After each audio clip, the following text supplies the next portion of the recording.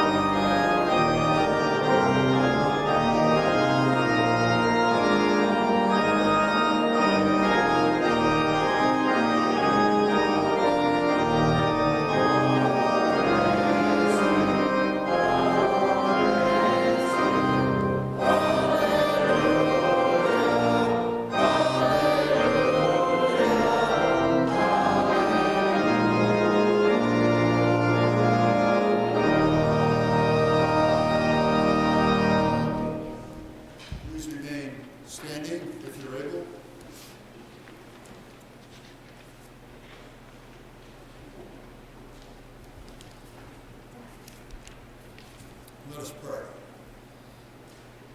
Oh God, the people of this church and this pastor are not strangers to each other.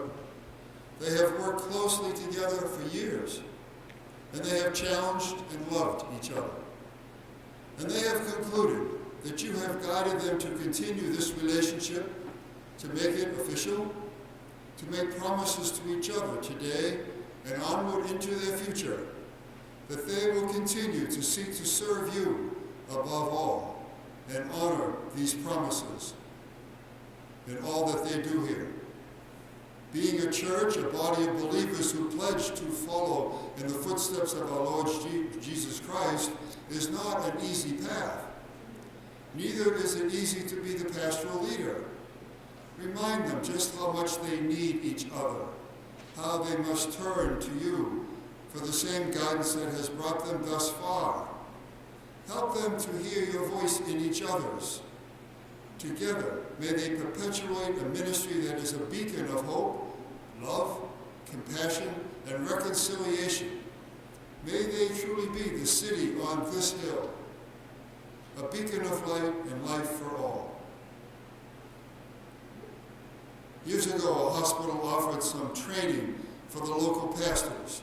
They pointed out that just because someone is in a coma, it doesn't mean that they can't hear what is said around and in their room. The nursing staff urged pastoral visitors to speak and pray with the patients even if they couldn't respond. As we have all heard, sometimes a person comes out of a coma and we discover that they heard every word. Upon walking out, an older pastor leaned over towards his colleagues and quipped and said, "That made me feel real good. I've been preaching to unconscious people for years." John, continue to pray for your people, and people continue to pray for your pastor. Delegates and friends continue to pray for all of us. Together, may you continue to bear much good fruit together. And now let us offer the prayer that Jesus taught us, saying, "Our Father, who art in heaven, hallowed be thy name. Thy kingdom come, thy will be done, on earth as it is in heaven. Give us this day our daily bread, and forgive us our debts, as we forgive our debtors. And lead us not into temptation, but deliver us from evil. For thine is the kingdom, and the power, and the glory forever. Amen. Glory be to the Father,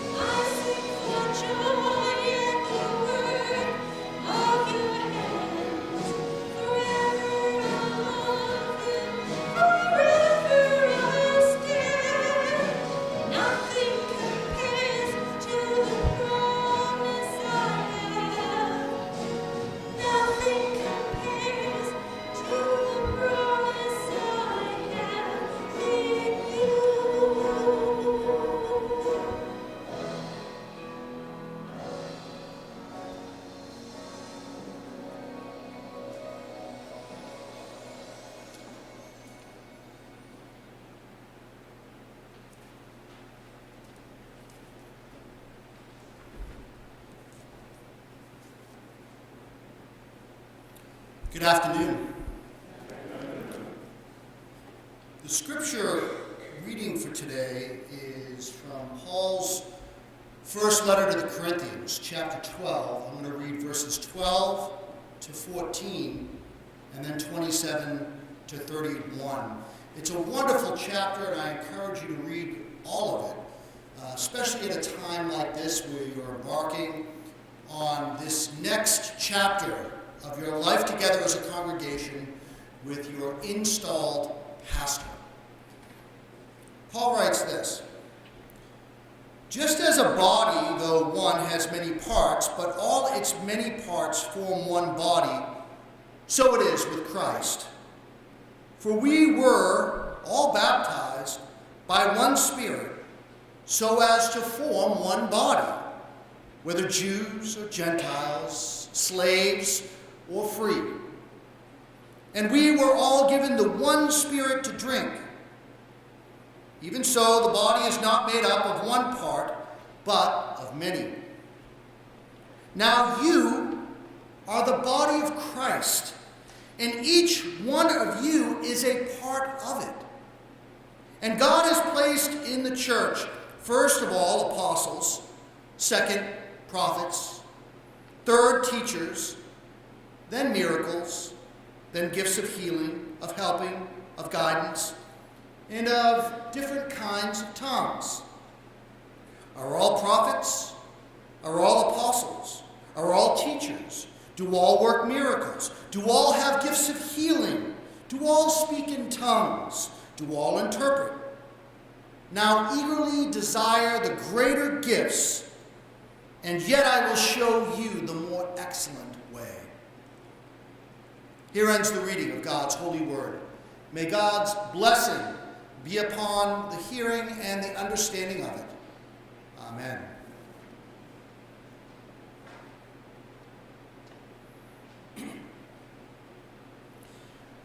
Please join me in the spirit of prayer. May the words of my mouth and the meditations of our hearts be acceptable in your sight, O God, our rock and our Redeemer. Amen.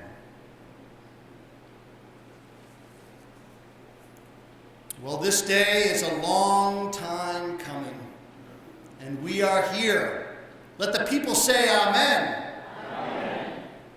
Oh, come on. Let the people say amen. Amen. I know it's hot outside. It's when John and I met a couple weeks ago and talked about this service, I thought to myself, well, just, pray for nice weather. And I think he overdid it. Do not worry about how long I will carry on for. It won't be too long, particularly with this heat. When I was getting ready to come here today from my church, which is in Canton, I thought, should I bring my robe? Nah, no one's going to robe today. It's 95 degrees out, and I show up, and every single one of my colleagues is robed. I feel like that person in the gospel passage who comes to the wedding and doesn't have the right attire, little underdressed, not robed for an installation for row B. I love this passage I just shared with you from 1 Corinthians, and for so many various reasons.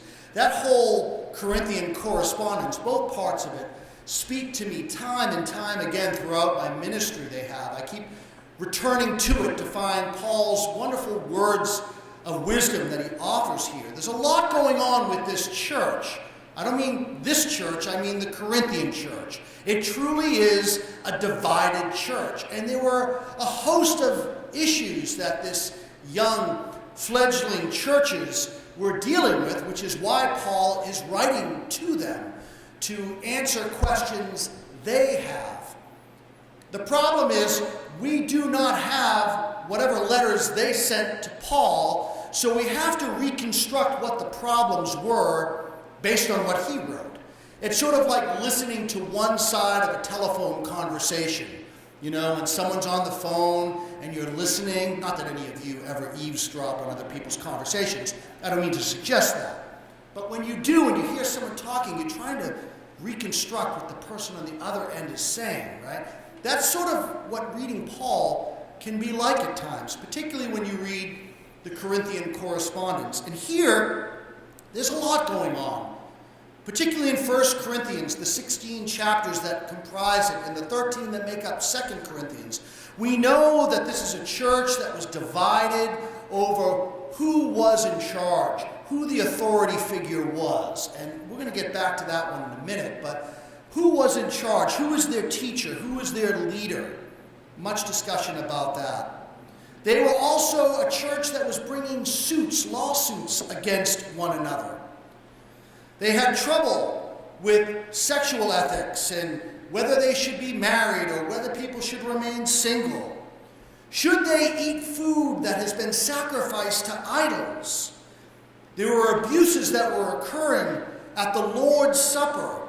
There were theological differences, and it was a place filled with church conflict. Thank goodness,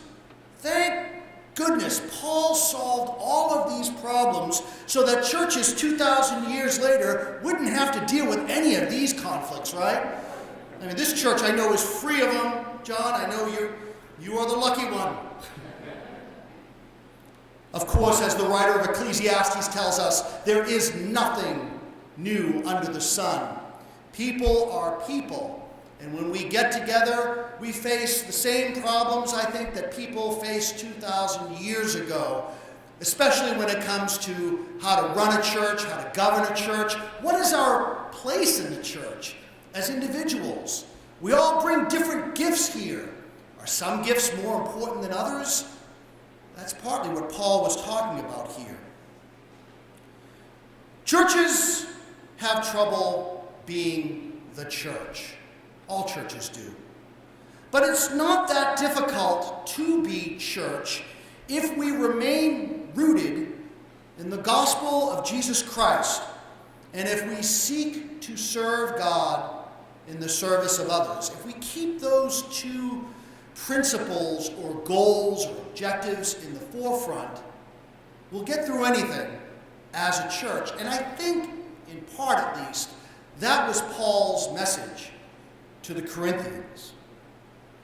Many centuries later, I would hear an explanation of what it means to be church by a different thinker. The 19th century Danish philosopher Søren Kierkegaard.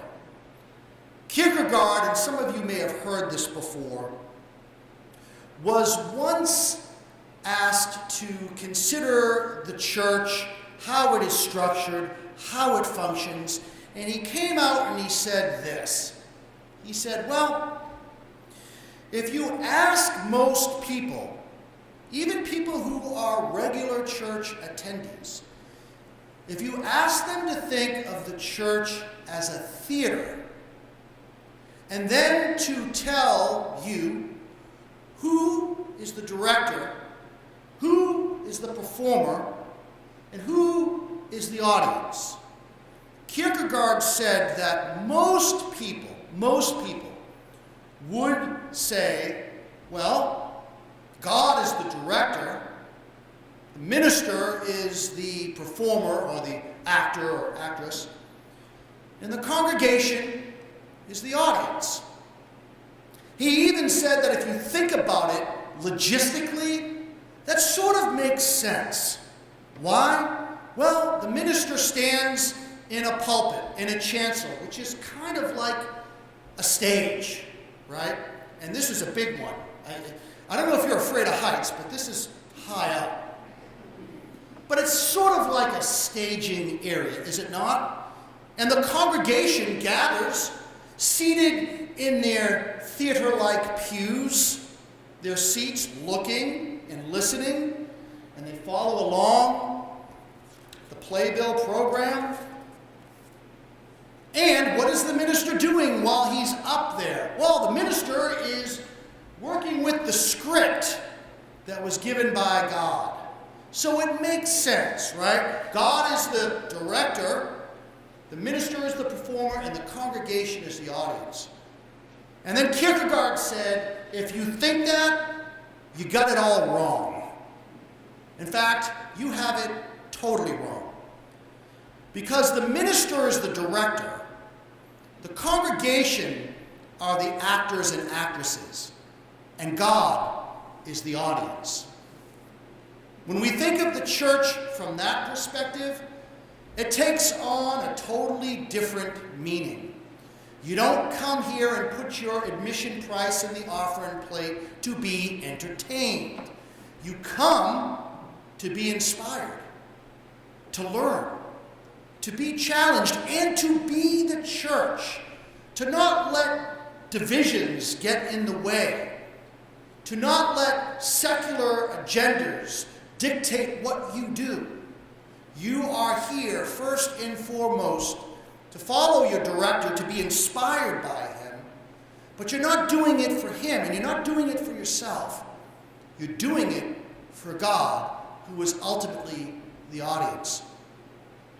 Downstairs, where there will be a reception afterwards, where it is really cool. And I don't mean cool like Fonzie cool, I mean it's nice and cool down there. There's a big cake on the table, on one of the tables, and next to it is a framed definition. You'll see it when you go down there. I stopped and took a look at it. And it says, pastoral, noun. And then it gives the pronunciation, as it would in any dictionary, although being a suburb of Boston, we're pronouncing it the wrong way, of course, right? It's pasta, not pastor, pasta. And this is what it says. This is what it says on that framed placard. It says, pastor, noun, a minister in a Christian church or congregation. And then it gives 5 points. The 5 definitions.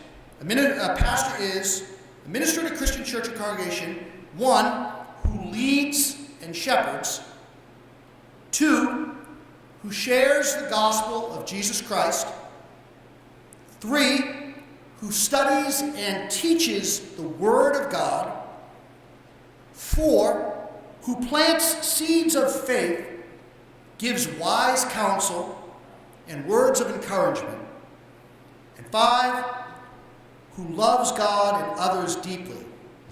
And then, this is great, there's an asterisk, and it says, see also John Robie. You are a theological definition, my friend. After all those years in seminary studying theological definitions, you have become one. You are a pastor. And read that piece carefully if you haven't, because you are called to lead and to share and to teach and to personify the faith, to embody it, to counsel others, and most importantly, to love God. And I know that John loves God.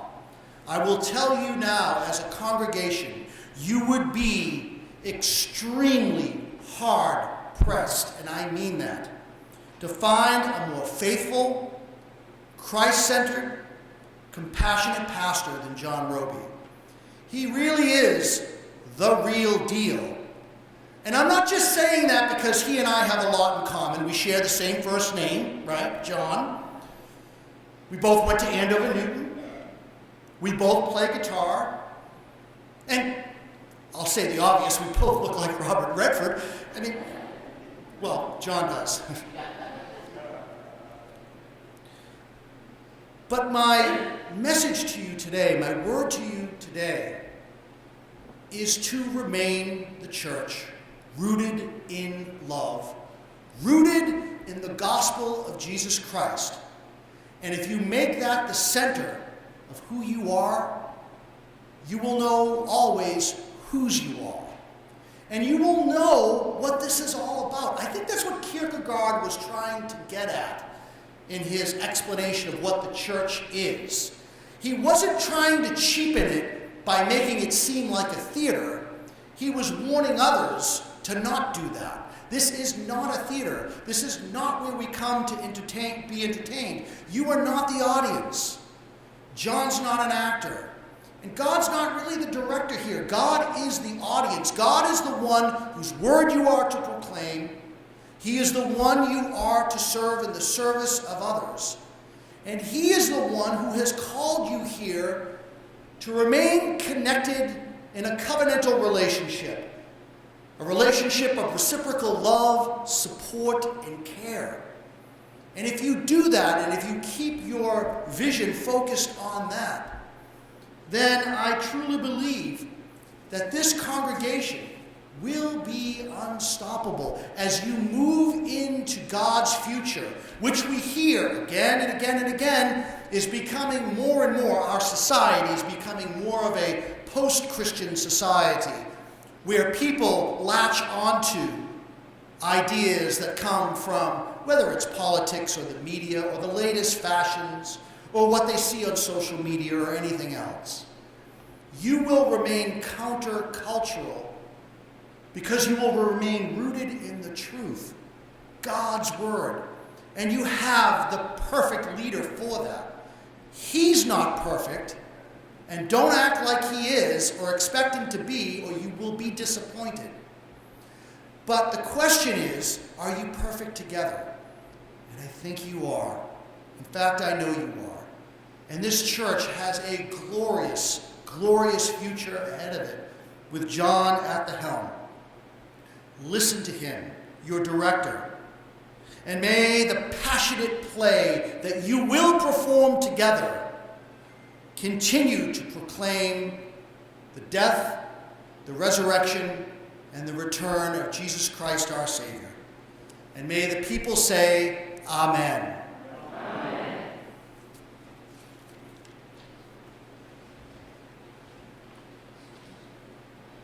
Will all who are able please rise and let us sing hymn number 2, How Great Thou Art.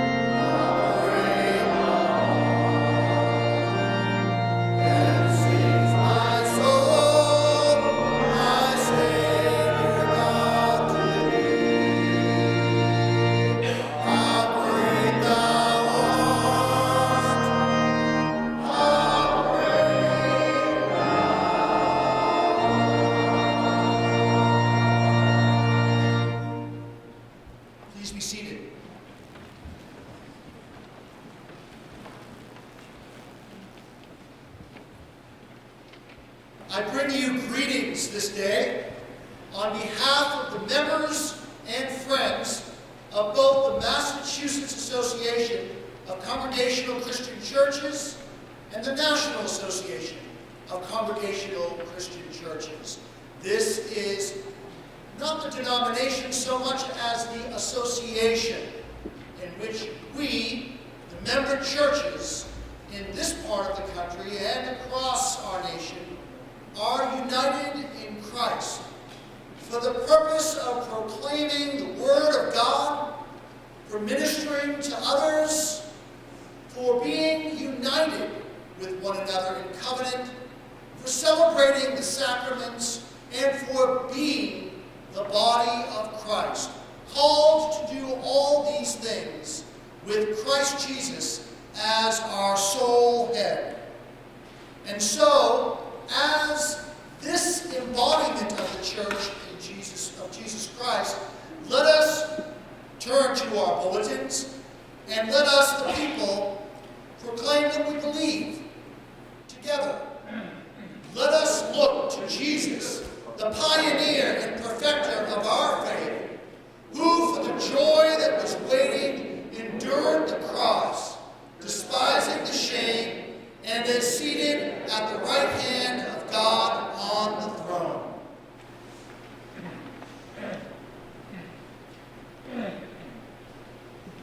The First Church in Weymouth, under the guidance of the Holy Spirit, has called John Allen Robie as its pastor and teacher and respectfully requests to install him in this ministry here among us. We are pleased. Actually, we are overjoyed. We are thrilled to install John Allen Robie as your pastor and teacher here at the First Church in Weymouth. John, as a servant of God, we invite you to come forward as a sign of your acceptance of the call to this office. Installation is the action of the local church. Installation confirms and celebrates the covenantal relationship among a local church and its pastor and teacher. Installation is a sign that these covenantal partners are committed to share mutually in the mission of the church. Hear these words, my friends, from the Apostle Paul. We beg you, our brothers and sisters, to pay proper respect to those who work among you, who guide and instruct you in the Christian life.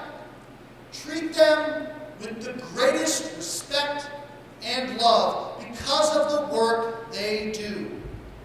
Be at peace amongst yourselves.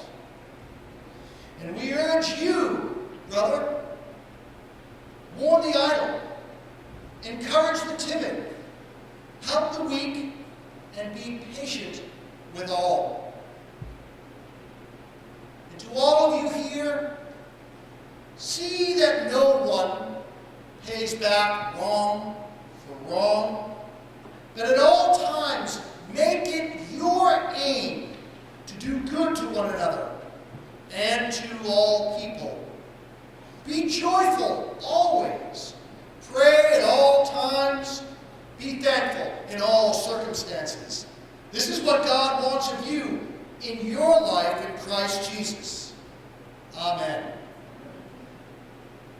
Dear friends, we declare that having gathered under the guidance of the Holy Spirit, that it has called, you have called, and we as an association acknowledge John Allen Robie to minister in this place as your pastor and teacher, and that you now receive him as appointed by God for this particular ministry. John, seeing that you are called to ordained ministry by the grace of God, and that the First Church in Weymouth has been led to call you as pastor and teacher. Are you willing to enter this covenant with its members who are in Christ?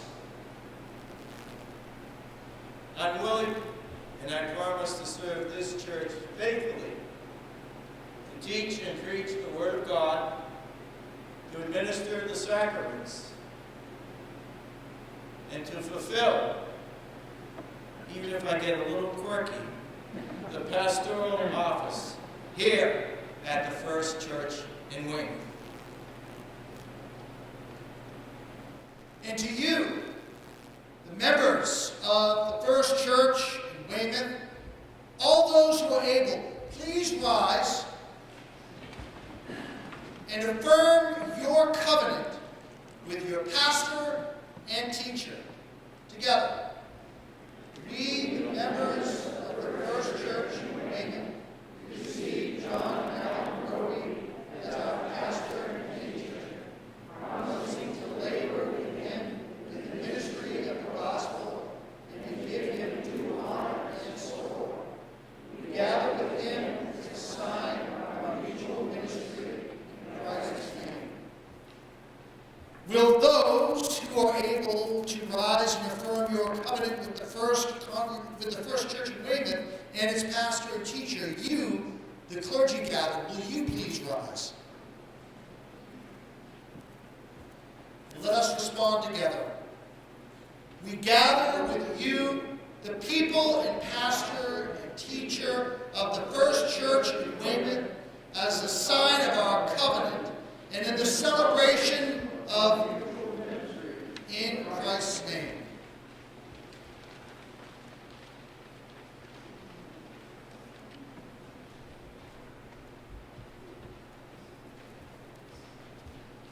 We celebrate the fact that prayer has brought John to this wonderful moment in his life and to this beautiful church. Let us pray. Almighty God, you have called your servants and made promises before you. Now enable us to keep our vows, that we may remain steadfast in faith and fruitful in every good work. Bless, we pray, your servant, John Robie, to whom the care of your people in this church is now given. Pour out your Holy Spirit on him and the people of the First Church in Weymouth, with their mutual ministry, may be served with faithfulness, diligence, and courage. Grant all the spirit of power and of love and of sound mind.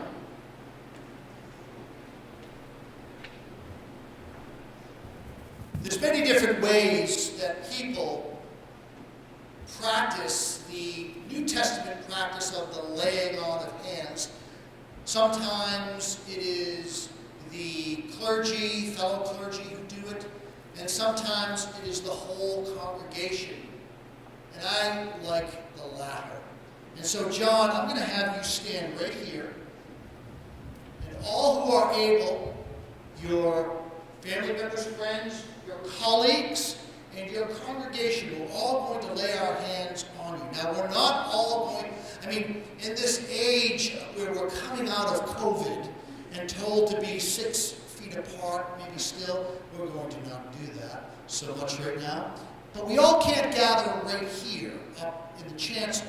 So all who are able to will do so. And then what I'm going to have everyone else do is come into the center aisle and lay your hands on the person in front of you, who will lay their hands on the person in front of them, all the way forming a chain, if you will, onto John. If you're as many as are able can come up here, of course, but if you're not able to, let us form a unified laying on of hands that fills the sanctuary. Let us do so now.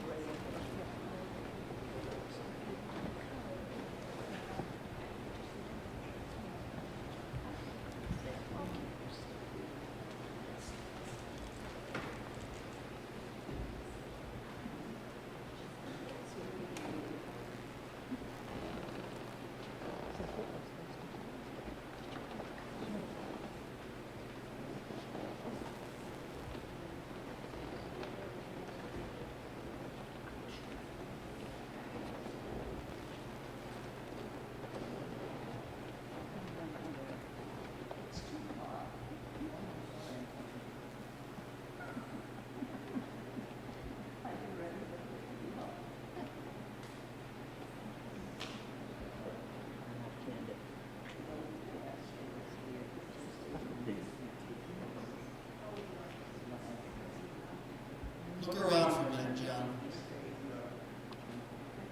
Take this moment in. Breathe deep the Spirit of God that washes over you now like gentle spring rain. You are with your people. You are here to serve them. They are here to support you in this ministry.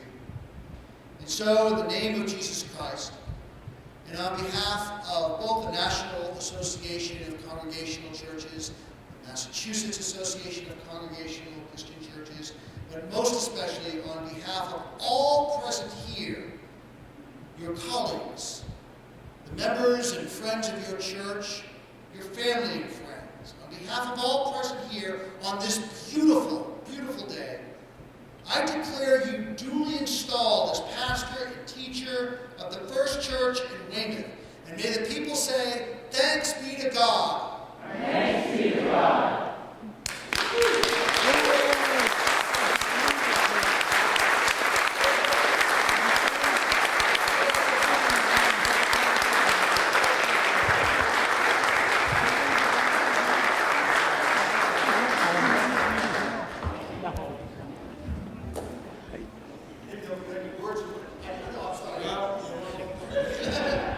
Sometimes the best words that are said are the ones that aren't said.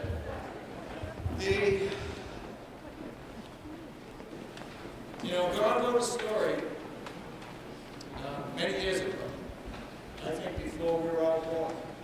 And he said, the circumstances can't be predicted. The circumstances can't be guessed at.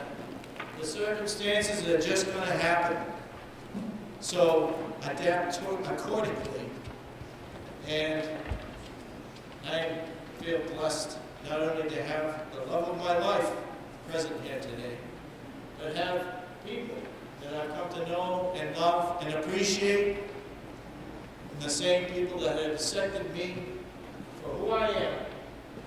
In spite of myself, I am a blessed man today, and thank you all for your confidence, your faith, and your love. And may God bless us here this afternoon. Thank you all.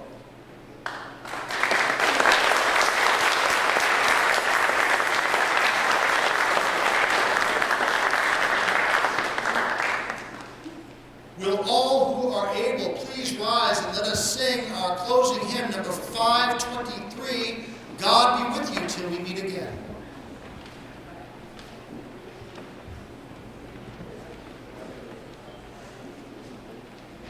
Oh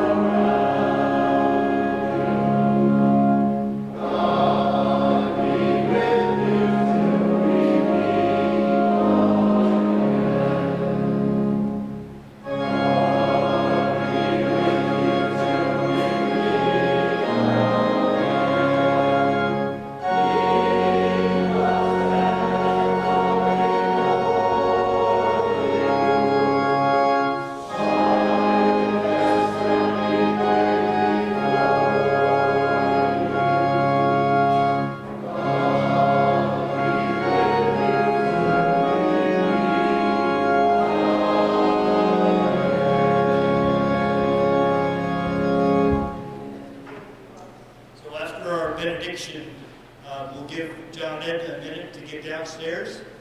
Most of us will be exiting out of the rear of the church and down. We'll be meeting John and Ed as we go in. We're asking everyone to go ahead and have a seat. Once we get downstairs, we'll have a prayer, and then we'll have the meeting. So as soon as John and Ed get downstairs, I'll give the okay for people to exit. There is an elevator up there for folks who need help. So now, one of the favorite parts of our Sunday morning worship is to greet each other by offering the peace of Christ. So now, may the peace of Christ be with you all. And also with you. Let us all extend now the peace of Christ to each other.